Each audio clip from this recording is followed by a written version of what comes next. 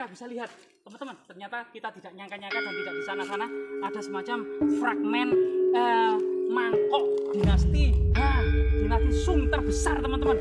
Mangkok terbesar dinasti Sung ini.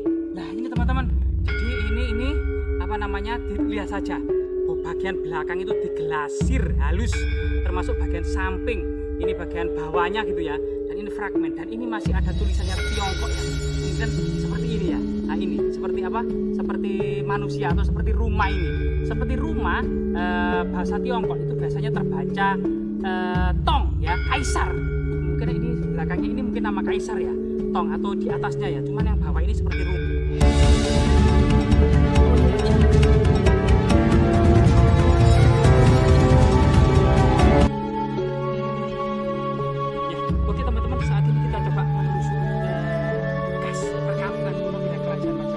Ada semacam altar dan kuburan berundang-undang ya.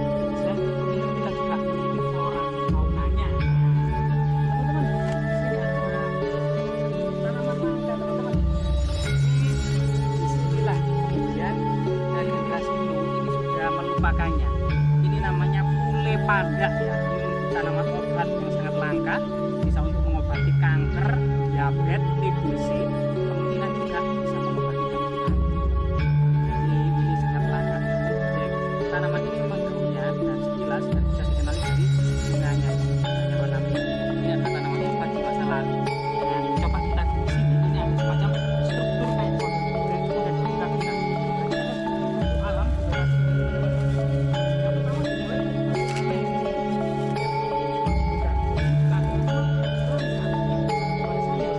katu. Ini namanya katu Pak ya.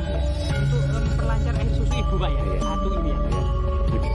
Ibu dan bapak. Oh, ibu dan bapak. Nah ini Pak, ada semacam batu yang menyerupai semacam nisan kuno atau nisan orang kalah ya. Dan di bawahnya ada tanaman tebunya. Teman-teman, ini ada batu yang berdiri yang seperti gunungan wayang gitu ya. Semacam motif-motif tertentu. Dan di bawahnya juga ada tanaman tebunya, tanaman obat ya. Ini sangat segar. Segar. Wajahnya itu sangat segar sekali. Yang ya, menambah makan, menambah semangat ya. Itu, itu ini yang di atas kita ini selain sekali tanaman-tanaman besar, ada semacam apa namanya tumbuhan, struktur tumbuhan dilakukan. Jadi di sini kita juga tahu tentang jenis tanaman pule pandak ini tanaman. Nah di sini ada struktur batu alam dan tergerus oleh erosi sehingga di sini tinggal 3 sap. Di situ ada batu aneh yang di tengah-tengah itu ada sesuatu yang menonjol gitu teman-teman. Coba kita lihat teman-teman. Nah, ini teman-teman. Jadi ini adalah semacam teras pertama ya. Di sini juga ada lagi semacam struktur batu alam, tapi di arah sana sudah banyak sekali terkena erosi. Dan di sini ada batu alam struktur itu, batu-batu besar juga. Nah ini. Di sini.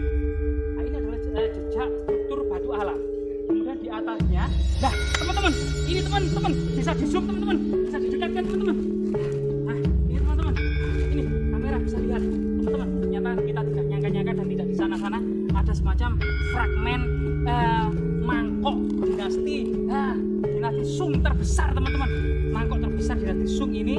Nah ini teman-teman, jadi ini apa namanya, dilihat saja bagian belakang itu digelasir halus, termasuk bagian samping, ini bagian bawahnya gitu ya. Dan ini fragmen, dan ini masih ada tulisannya Tiongkok ya, mungkin seperti ini ya. Nah ini seperti apa, seperti manusia atau seperti rumah ini. Seperti rumah, bahasa Tiongkok itu biasanya terbaca Tong ya, kaisar. Mungkin ini belakangnya ini mungkin nama kaisar ya, Tong, atau di atasnya ya. Cuman yang bawah ini seperti rumah ini bacanya Tong atau kaisar ya, Tong kaisar. Mungkin ini stempel kaisar dinasti Sung atau apa ya. Nah, artinya masa lalu itu setiap produk-produk yang ada di Tiongkok itu distempel sesuai dengan nama kaisar yang berkuasa pada waktu itu. Nah, luar biasa sekali. Nah, mungkin ini kita bisa bawa pulang untuk semacam studi ya.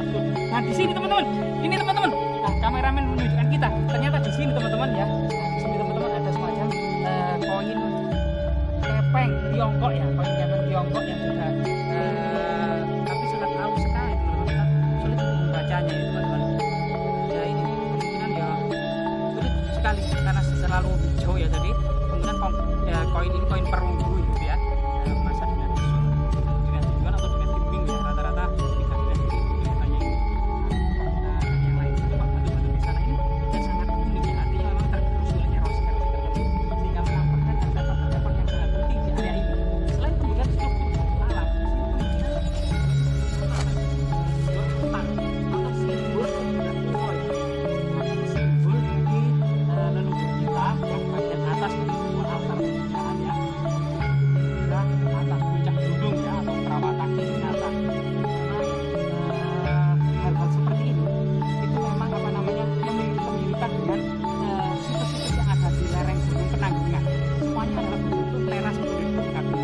dengan altar di ujung atas, ada 3 buah altar, ada 1 altar ya. Ini sesuatu yang sangat istimewa karena altar ini selain kemudian untuk bersemayamnya arwah-arwah leluhur, juga sebagai simbol pemujaan pada perawatan Girinata atau Dewa Gunung. Pada masa Majapahit banyak sekali memang raja-raja bergelar gunung ya. Misalnya Sailendrawangsa itu juga gunung, Sailendra itu artinya juga gunung ya, Girindrawangsa itu juga gunung ya, Giri atau kemudian Prawatawangsa itu juga gunung, atau kemudian Girinata atau mungkin Girindrawardhana, ini semuanya gelar-gelar gunung yang menempel pada raja-raja Majapahit. Artinya keistimewaan gunung-gunung yang ada di Jawa ini ya, kemungkinan juga dalam filosofinya misalnya dalam masa berata ya, gunung itu memberikan, gunung itu kokoh, memberikan kemakmuran kepada masyarakatnya tanpa imbalan. Gunung itu kemudian sebagai sifat sosok yang bijaksana, tenang gitu ya, meskipun di atasnya itu terjadi apapun, gunung itu tetap kokoh dan tenang. Mungkin dari situlah kemudian simbol-simbol raja-raja masa akhir Majapahit itu disimbolkan sebagai Girindrawardhana ya, sebagai sebuah raja yang artinya tenang, kokoh dan bijaksana serta memberikan kemakmuran kepada rakyat.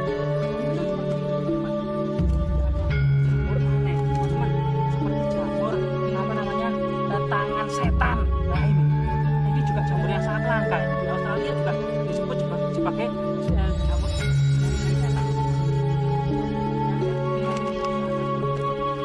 Para lagi yang mulai di sana juga terkena longsor atau terkena gempa gitu ya. Memang hari yang lalu, Sabtu kemarin, hari Jumat kemarin ya, di Ambon, tanggal 22 Maret kemarin, memang di pantai di laut utara Jawa, tepatnya di sekitar 152 km kan, itu terjadi 3 kali gempa ya. Yang pertama pukul 11.22 6,0 skala Richter, terus kemudian pukul sekitar pukul 12.52 yaitu gempa lagi 5,3. Setelah itu sore sekitar jam 4 ya, jam 14.55 itu terjadi gempa lagi sekitar 6,5 skala Richter ya. Nah, di situ kemudian banyak sekali kemudian goncangan-goncangan dan retakan-retakan yang ada di gedung Surabaya. Jadi di sini memang gedung bertingkat, ini rawan sekali gempa ya, apalagi kalau rekonstruksi ini tidak dibagi dengan kemudian teknologi tahan gempa. Dan ini sesuatu yang perlu menjadi pelajaran bagi kita semua. Sebenarnya gempa bumi itu tidak bisa dihindari karena merupakan fenomena alam, namun untuk mengantisipasi dampak yang lebih besar atau korban jiwa dan lain sebagainya atau dampak yang merugikan, ini bisa dipersiapkan agar jika terjadi gempa ini dampaknya tidak signifikan. Kemudian lereng-lereng, longsoran, erosi yang ada di lereng-lereng Gunung Anjas Moro ini menjadi pelajaran bagi kita semua, karena memang penggalian situs Candi Tikus yang ada di Tromblon sekitar awal dari abad 20 ini, terutama di sponsori oleh Bupati Batu ya, yaitu Raden Adipati Promojoyo itu termasuk dengan Mike Langpon menggali situs Candi Tikus ini ternyata terpendam sedalam 2 meter tanah aluvial. Tanah aluvial itu adalah tanah-tanah yang berada di lereng Gunung Anjas Moro seperti ini. Jadi tanahnya kecoklat-coklatan seperti ini ya. Ini pernah merendam, artinya memang dan Belanda waktu itu menggalakkan tanaman jati seperti ini agar tidak terjadi erosi-erosi yang masif ya di lereng Gunung Anjas Moro, yang kemudian masuk ke sungai-sungai kecil, ke anak-anak sungai, dan ada sungai-sungai besar, Sungai Lebak Japung, Sungai Boro, Sungai Galo, Sungai Pikatan, Sungai Kali Katir, dan ini merupakan menyatu ke Sungai Brantas yang berakibat fatal bagi memang menuju ke kota Mojokerto atau ke situs-situs kuno kota istana kerajaan Majapahit atau ibu kota kerajaan Majapahit yang ada di Trowulan. Semoga kemudian berbagai macam situs ini menjadi pelajaran ya, baik itu gempa maupun sifat-sifat dan pola-pola sejarah yang terus berulang sepanjang masa. Semoga bermanfaat.